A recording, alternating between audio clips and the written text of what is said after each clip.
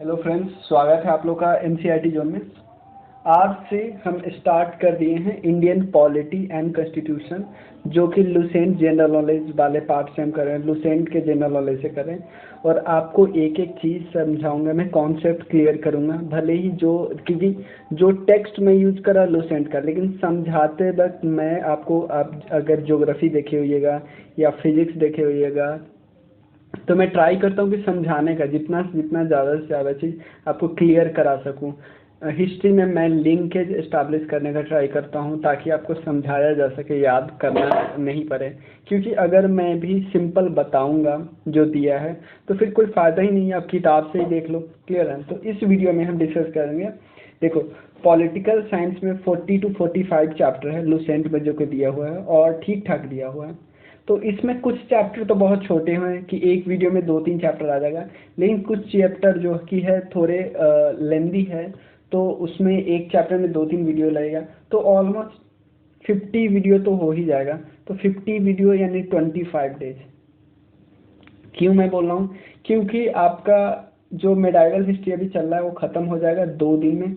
तो medieval history वाले जगह पे, क्योंकि उसकी 2 वीडियो डेली आ रही थी, तो उसके जगह पे पॉलिटी आ जाएगा आपका, और ज्योग्राफी जो चल रहा था वैसे ही चलेगा। फिजिक्स भी एक्स्ट्रा एक एक आने लगेगा। क्लियर? तो चलिए शुरू करते हैं। तो इस वीडियो में हम डिस्कस करेंगे इंट्रोडक्शन और बेसिक इन्फॉर्मेशन अबाउट जो टॉपिक दिया है उसके बारे में। तो सबसे पहले, मेरा नाम धीरज है और आप फेसबुक, इंस्टा और टेलीग्राम, जो कि नाम से है एनसीईआरटी जोन के नाम से, ज्वाइन कर सकते हैं। व्हाट्सएप एंड टेलीग्राम को भी ज्वाइन कर सकते हैं, जुड़ सकते हैं, या सिंपल मुझसे कनेक्ट कर सकते हैं। आप कंट्रीब्यूट भी कर सकते हो सेम गूगल पे या पेटीएम से। चलिए शुरू करते हैं। सबसे पहले पॉलिटिकल साइंस की बात करें तो जो जो पॉलिटिकल साइंस वर्ड है वो आया कहाँ से? पॉलिटिक्स से। पॉलिटिक्स वर्ड कहाँ से आया? पॉलिटिक्स वर्ड डिराइव हुआ है पोलिस से। पोलिस वर्ड कौन है? एक ग्रीक वर्ड है जिसका मतलब है सिटी स्टेट। सिटी स्टेट का मतलब सिंपल है कि पॉलिटिकल साइंस का जरूरत कैसे ही क्यों पड़ा होगा? क्योंकि कोई ना कोई ऐसा जगह होगा या सिटी या स्टेट, उस सबको फंक्शन करने के लिए कोई ना कोई चाहिए होगा ऑर्गेनाइजेशन। तो वहाँ से ऑर्गेनाइजेशन कोई भी पॉलिटिकल पार्टी आई, ऐसे ऐसे इनिशिएट हुआ होगा सबसे पहले। तो पॉलिटिकल साइंस की बातें स्टार्टिंग में सबसे पहले बातें कौन कौन लोग करते थे? सोफिस्ट लोग करते थे, जो कि वॉन्डरिंग टीचर्स वगैरह होते थे, ज्ञान के ज्ञाता वगैरह होते थे, और वो बताते थे, छोटा छोटा स्टेप बताते थे अबाउट पॉलिटिकल थ्योरी, सब कुछ बातें बताते थे अबाउट इक्वालिटी, ऐसी ऐसी थ्योरी बताते थे। लेकिन हाँ, जैसे इनका 2 नाम दिया हुआ है, याद नहीं रखना है, लेकिन मेन अगर पॉलिटिकल थ्योरी में 3 बंदे का बहुत इंपॉर्टेंट रोल है। किस किस का? एरिस्टोटल। एरिस्टोटल के टीचर जो थे, एरिस्टोटल 3 है। एरिस्टोटल के टीचर प्लेटो। प्लेटो के टीचर सॉक्रेट्स, यानी सबसे ऊपर है सॉक्रेट्स, फिर प्लेटो, फिर एरिस्टोटल। एरिस्टोटल इतने फेमस है, इवन उन्होंने अपने दोनों गुरु को भी एक्सेल कर दिया। एरिस्टोटल को ही science of politics in the west में बोला जाता है, father of the science of politics in the west. मतलब पॉलिटिकल साइंस के जो इनको फादर बोला जाता है पहला। लेकिन इंडिया का कौन है? इंडिया का है मनु। मनु मनु को, जैसे आपको पता है, जो हमारी किताब है मनुस्मृति, जिसको बताया जाता है कि पहला लॉ बुक है इंडिया का। तो यानी मनु जिन्होंने लिखा था मनुस्मृति, उनको बोला जाता है पहला, फर्स्ट इंडियन का पॉलिटिकल थिंकर। क्लियर है ना? बाद में इंडिया के लिए किन्होंने लिखा था? कौटिल्य ने किताब लिखी थी अर्थशास्त्र, उसमें भी बहुत सारा पॉलिटी वगैरह की बात लिखी थी। Clear? Who form the formulated thinking इन्होंने दिया था। पॉलिटिक्स का देखो, man is by nature a political animal, he who by nature not by mere accident is without state is either ever in humanity and below it. मतलब simple है कि Aristotle बताता है कि मैन बाय नेचर एक political animal है, कि मतलब एक्सीडेंटली हम किसी पॉलिटिकल के अंदर नहीं आते, कि हम किसी एक्सीडेंटली एक पॉलिटिकल थ्योरी के नहीं अंदर नहीं आ गए। मतलब ऐसा जरूरी नहीं, सिंपल विदाउट, इन्हें बोला कि ऐसा नहीं है कि ये एक एक्सीडेंटली हम किसी स्टेट के अंदर आ गए और स्टेट हम पे रूल करने लगे, ऐसा कुछ नहीं हुआ। कि विदाउट स्टेट यानी सिंपल है, बताना चाहते हैं विदाउट पॉलिटिकल थ्योरी के, विदाउट पॉलिटिकल फिलॉसफी के कुछ चल ही नहीं सकता। सिंपल।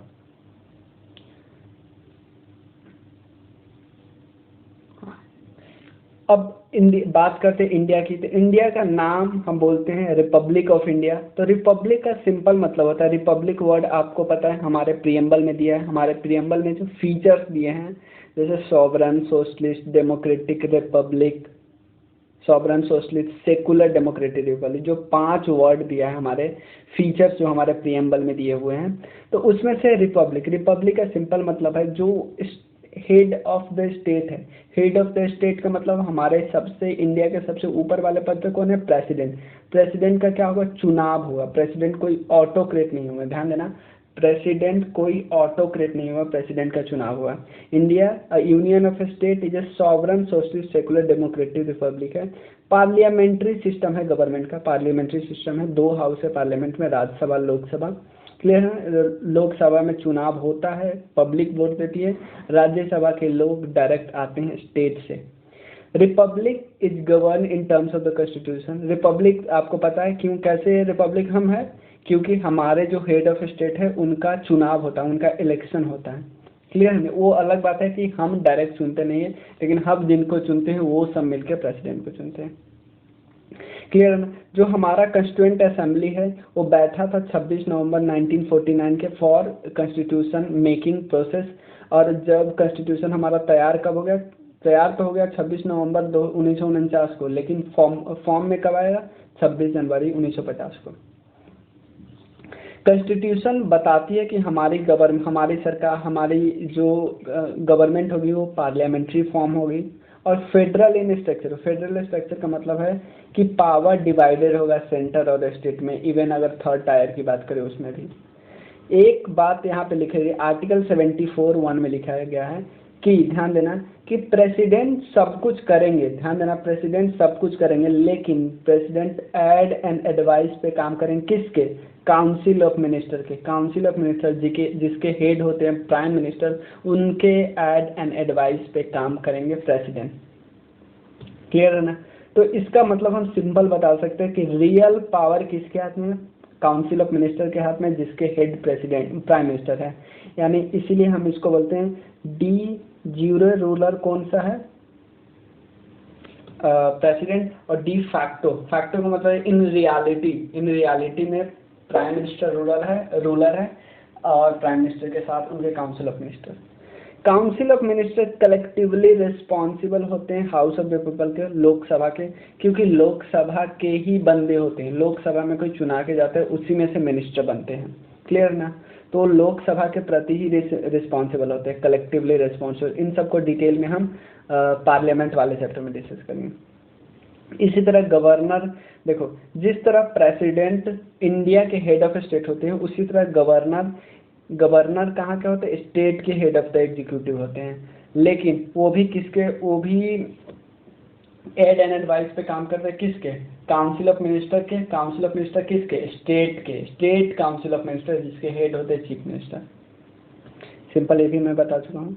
और यहाँ पे बताया गया है कि जो पावर डिवीजन है, देखो इसमें बस भले ही कुछ पॉइंट बताए, आपको डिटेल में सब डिस्कस करूँगा।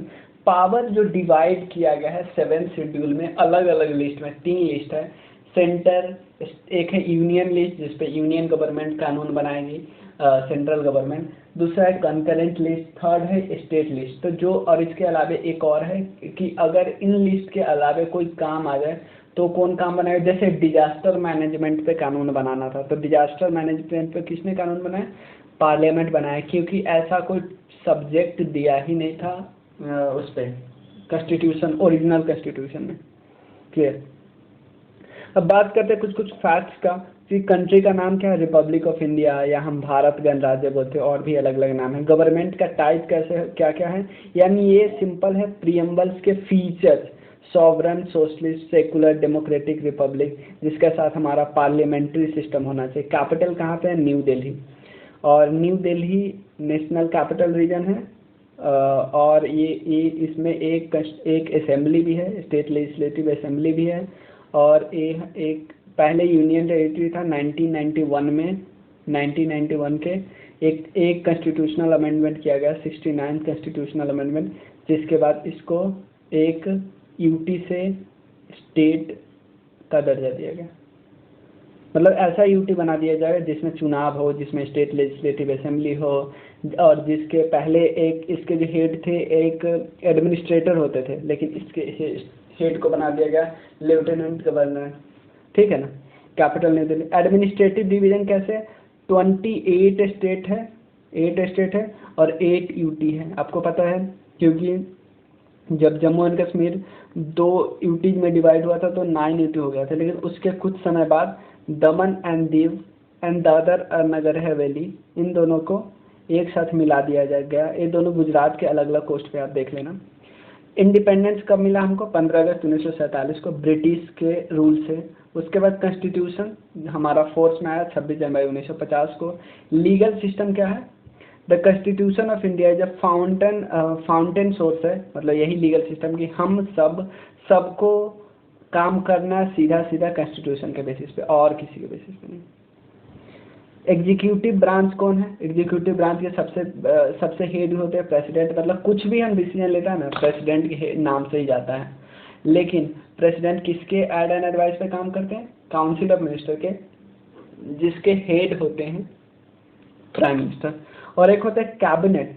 कैबिनेट सबसे इंपॉर्टेंट रोल प्ले करती है। काउंसिल ऑफ मिनिस्टर में से जो इंपॉर्टेंट मिनिस्ट्री होती है जैसे फाइनेंस, होम, प्राइम मिनिस्टर और भी एक दो और इम्पोर्टेंट होती है जैसे डिफेंस, ये सब कैबिनेट के मेंबर होते हैं। लेजिस्लेटिव ब्रांच का मतलब हमारे पास पार्लियामेंट में दो ब्रांच है, राज्यसभा, लोकसभा। लोकसभा डायरेक्ट पब्लिक चुनती है और जो राज्यसभा स्टेट से आते हैं, स्टेट के कुछ कुछ मेंबर आते हैं। जुडिशियल कौन सा, सबसे हाई ऊपर में है सुप्रीम कोर्ट, सुप्रीम कोर्ट के बाद हाई कोर्ट, हाई कोर्ट के बाद सब ऑर्डिनेट कोर्ट, और इंटीग्रेटेड है में कि हाई कोर्ट से अपील सुप्रीम कोर्ट में किया जा सकता है, ऐसी ऐसी बातें।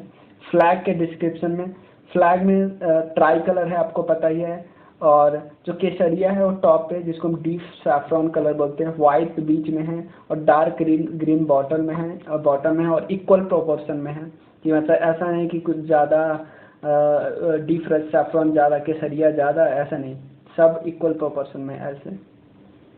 क्लियर। सेंटर में एक व्हाइट बैंड है, व्हाइट बैंड में एक नेवी ब्लू, देखो व्हील का भी कलर है, व्हील का कलर है नेवी ब्लू, ब्लैक नहीं है, ध्यान देना, नेवी ब्लू कलर है, और वो अशोक चक्र से लिया गया है, अशोक चक्र, और इसमें जो स्पोक होते हैं 24 है। नेशनल डे हमारा कौन है, एक 26 जनवरी है, रिपब्लिक डे, 15 अगस्त तो पता ही होगा। उसके बाद constitution is a foundation law for country, कि हम सब कुछ भी काम करते हैं संविधान के आधार पे ही करते हैं, इवन जो गवर्नमेंट चलती है वो सब उसी से चलती है। Which ordinance the fountain principle of the government of the country west, government जो भी रूल बनाती है सब कॉन्स्टिट्यूशन संविधान के आधार में बनाती है। अगर संविधान से अलग जाती है तो उस रूल को स्ट्राइक डाउन किया जा सकता है सुप्रीम कोर्ट के द्वारा।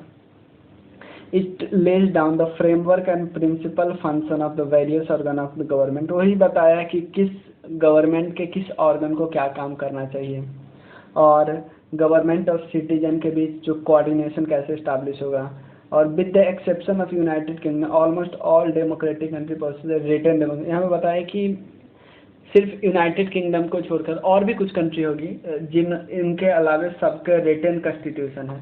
रिटन कॉन्स्टिट्यूशन मतलब सब कुछ पहले ही लिखा हुआ है, और हमारा कॉन्स्टिट्यूशन कॉन्स्टिट्यूएंट असेंबली के द्वारा बनाया गया है। ये कैसे इस्टेब्लिश हुआ हम आगे डिस्कस करेंगे। Our present constitution the first constitution framed, and बहुत ऐसे देश होते हैं ना, पता है, उसमें कॉन्स्टिट्यूशन बार बार बनते रहते हैं, जैसे श्रीलंका के एग्जाम्पल ले सकते हो, नेपाल वगैरह में भी ऐसे हुआ, क्योंकि संविधान अच्छे से बन ही नहीं पाता। लेकिन हमारा बहुत बहुत प्राउड फील करना चाहिए कि एक बार में संविधान बना, बस उसमें अमेंडमेंट होता रहता है, ऐसा कोई चेंज वेंज नहीं होता उतना मेजर चेंज। मतलब अगर 1976 वाले को हटा दे तो 42nd अमेंडमेंट को, तो उस समय भी जो इमरजेंसी था इस वजह से, नहीं तो ऐसा नहीं होता। इट कैन, देखो बन के तैयार हो गया था 26 जनवरी 1949 को ही, लेकिन पूरी तरह इफेक्ट में आया 26 जनवरी 1950 को। कॉन्स्टिट्यूशन इज ओरिजिनली, इसमें 22 पार्ट थे, 395 आर्टिकल थे, 8 शेड्यूल है, अभी 25 पार्ट है, 12 शेड्यूल है। नए शेड्यूल टाइम टू टाइम आते हैं, ज़रूरत पड़ती है तो अमेंडमेंट होते रहते हैं, बस यही है। इसके बाद हम नेक्स्ट वीडियो स्टार्ट करेंगे जिसमें हम इवोल्यूशन देखेंगे, evolution of the Indian constitution. Next video में मैं सिलेबस भी पहले पेज में डाल दिया करूँगा, हर वीडियो हर सब्जेक्ट का, जैसे ज्योग्राफी का, तो हमें पता लगेगा कि अभी हम कहाँ पहुँचे। क्लियर? तो वो सही रहेगा। चलिए, थैंक यू।